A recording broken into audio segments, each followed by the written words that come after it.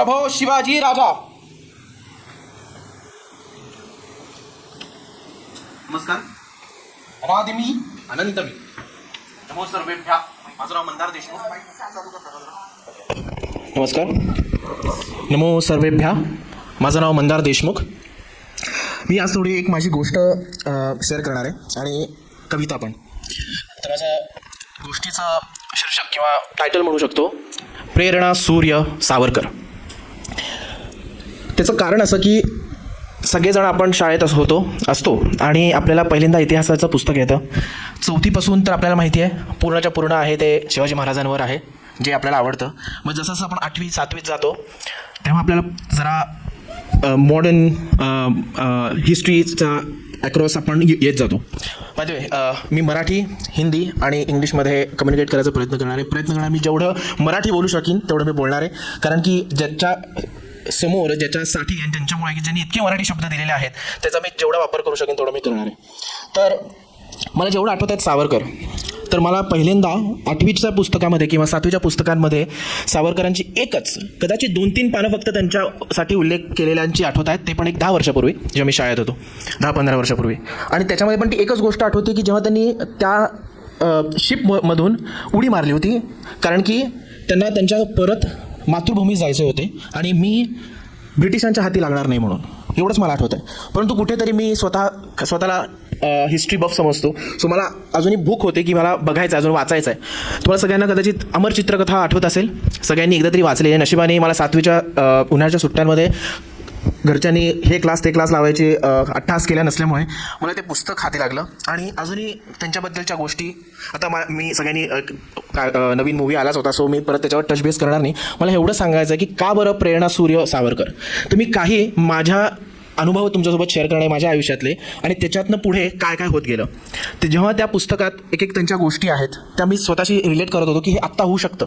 त्याच्यातलं पहिली गोष्ट म्हणजे एक भाषेबाबतीत, राष्ट्राबाबतीमध्ये आणि भूमीबाबतीत जे प्रेम शब्दातनं फुटून बाहेर पडू शकतो ह्याच्यामध्ये त्यांचा जो प्रयत्न होता, पहिले शब्दाने मग शस्त्राने मग पुन्हा शब्दाने, आणि जसा जसा काळ बदलतोय तसा या माणसाने आपल्याला बदलायचा प्रयत्न केला आणि एक द्यायचा प्रयत्न केला जे आज पुढचे 150 वर्ष आपण अजूनही ते एका शस्त्र आणि सशस्त्र शास्त्रासारखं पाहतोय आणि पुढे घेऊन जायचा प्रयत्न करतोय. तर या ह्याच्यातून माझ्या लक्षात आलं की मला पुढे अजूनही यांच्याबद्दल जाणून घ्यायचं आहे, मराठी भाषेबद्दल जाणून घ्यायचं आहे. आणि मी पुढे शिक्षणासाठी US मध्ये गेलो. ते एक मला खरं सांगायचं होतं की त्यांच्याकडनंच एक प्रेरणा मी घेतली असे म्हणेन की लॉची डिग्री ही भारतात पण होती, परंतु जो आपला शत्रू आहे त्याचा तरी लॉ कसा आहे हे समजावं म्हणून त्यांच्याच गोठ्यात जाऊन समजून घेणं हे कुठेतरी त्यावेळेला त्यांना बरोबर वाटलं. आणि त्याच्या ह्याच्यातच आज मला असं वाटतं की आपल्या सगळ्यांना कसं रिलेटेबल होऊ शकतं. तर आपण आपल्या देशासाठी परदेशात जाऊन जे ज्ञान, इनोव्हेशन, नॉलेज, टेक्नॉलॉजी हे घेऊन आपण परत येऊन इथे निर्माण करण्याचा एक अभिनव भारत, नवभारत हा निर्माण करू शकतो. अशा काही बऱ्याचशा गोष्टी आहेत ज्यांनी मला प्रेरणा मिळाली. ह्याच्यातलंच एक 2014मध्ये मी सोटी तडफडून म्हणलं आता मी जर ह्याच्या बाबतीत अजूनही पुढे काही केलं नाही तर कदाचित मी जगू शकणार नाही. आणि अशा ह्याच्यातूनच एक विचार आला की आपण एक ग्रुप निर्माण करू शकतो का, आपण एक समविचारी लोकांसोबत मिळून काही चांगलं करू शकतो का. अशा ह्याच्यातनं क्षात्रम ही एक संस्था आणि एक चळवळ किंवा एक प्रयत्न बाहेर आला. आणि 2014पासून आम्ही वेगवेगळे इनिशिएटिव्स करतो वेगवेगळ्या विषयामध्ये. जास्त करून प्रयत्न हाच की भारतीय संस्कृती आणि त्याची कला या वेगवेगळ्या विषयांच्या ह्याच्यामध्ये आपण लोकांपर्यंत पोचावं. अशा ह्याच्यातूनच वेगवेगळ्या टॉपिक्स आणि वेगवेगळ्या ह्याच्यावर आम्ही प्रयत्न करतो. तर ह्याच्या थ्रू मी 2 आज कविता तुमच्यासमोर सादर करणार आहे. एक हिंदीमध्ये आहे आणि एक मराठीत आहे. परंतु जसं मी म्हटलं की सावरकरांनी ज्या ज्या विषयाबाबतीत मला प्रेरणा दिली ती म्हणजे छत्रपती शिवाजी महाराज आणि त्यांच्या असलेलं पूर्ण जे वर्तुळ आहे, मग त्यांचे ते गुरु असतील समर्थ रामदास स्वामी, त्यांचा दासबोध. आणि ते वाचत असताना इतकं म्हणू शकतो की आपण आपलं ज्ञान आणि आपला अनुभव हा इतक्या ह्याच्याने जायला लागतो की एक दिवशी मी ओव्या कदाचित रचायला लागलो. मला माहीत नाही, माझे शब्द आता नॉर्मल असं आपण बोलतो तसं कन्व्हर्सेशन कमी व्हायला लागलं आणि डोक्यामध्ये माझ्या फक्त ओव्या यायला लागल्या. तर मी आज तुमच्यासमोर त्या सादर करणार आहे आणि प्रयत्न करणार आहे सांगण्याचा की क्षात्रम म्हणजे काय आणि व्हॉट इज क्षात्रम. सगळ्यांना जर माहिती असेल, हा संस्कृत शब्द आहे, हा गीतेत आहे आणि याचा सोपा शब्द म्हणजे क्षात्रधर्म, व्हॅलर, जो आता आपल्या करंट असलेल्या ह्याच्यात आपला पूर्ण देश, आपले आर्म फोर्सेस ज्याच्यासाठी ते इतके वर्ष प्रयत्न करत आहेत, हा त्यांना दाखवायचा प्रयत्न त्यांना ती संधी मिळाली. मी सगळ्यांना पहिली विनंती केली की आपल्या आर्म फोर्सेससाठी सगळ्यांनी टाळ्या वाजवाव्या. धन्यवाद. आणि त्याच्याच ह्याच्यासाठी मी त्यांना हे डेडिकेट करतो आहे. तर पहिलं जे असणार आहे हे त्याच्यासाठी असलेलं हे ओव्या. मी नेहमी वाचताना या एक पद्धत आहे दासबोध वाचायची, ते काय लयेत वाचलं जातं. मी जेव्हा एकटा असतो तेव्हा मी नक्की त्या ह्याच्यात वाचतो. आज मी तुम्हाला त्याच्या थ्रू जाऊ देणार नाही कारण की मी इतका चांगला सिंगर नाही आहे, म्हणून मी फक्त वाचणार आहे. मी विनंती करेन सगळ्यांना की तुम्ही शब्दांकडे लक्ष द्यावं आणि सुरांकडे नाही. काही तेजोमय नर योग्य काळी आले एकत्र, त्यांच्यावरी प्रेरणा हस्त महाक्षत्र निर्माण झाले क्षात्रम. क्षत्र याचा अर्थ एक परत हा ही संस्कृत रूट वर्ड आहे, याचा अर्थ ऊर्जा, एनर्जी असाच होतो. सो इथे मी महाक्षत्र म्हणण्याचा प्रयत्न करतो आहे, त्याच्यामध्ये तुमच्या आणि माझ्यामध्ये जी सळसळती जी एक क्षत्र आहे, एनर्जी आहे. आणि सगळ्यांना इकडचे इंजिनियर्सना माहीत असेल एनर्जीचा पहिला लॉ आहे, it cannot be destroyed, it can not be created, it can only be transformed.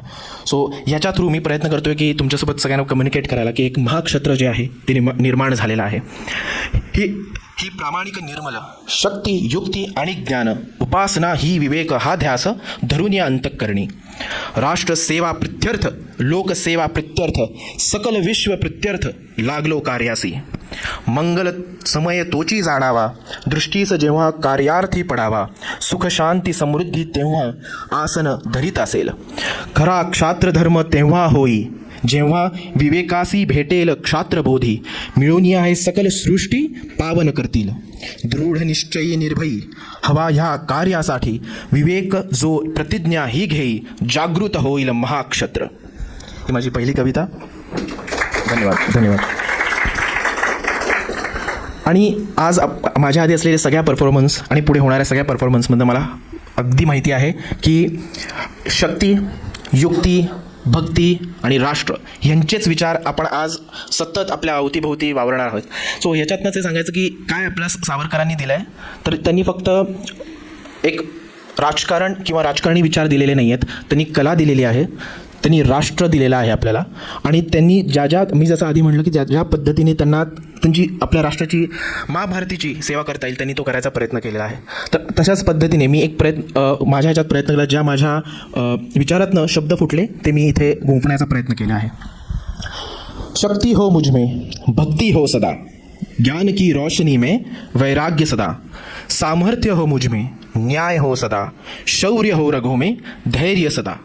निर्भय रहूं सदा, हूँ अजय में, कर्म की अग्नि में तेज सदा.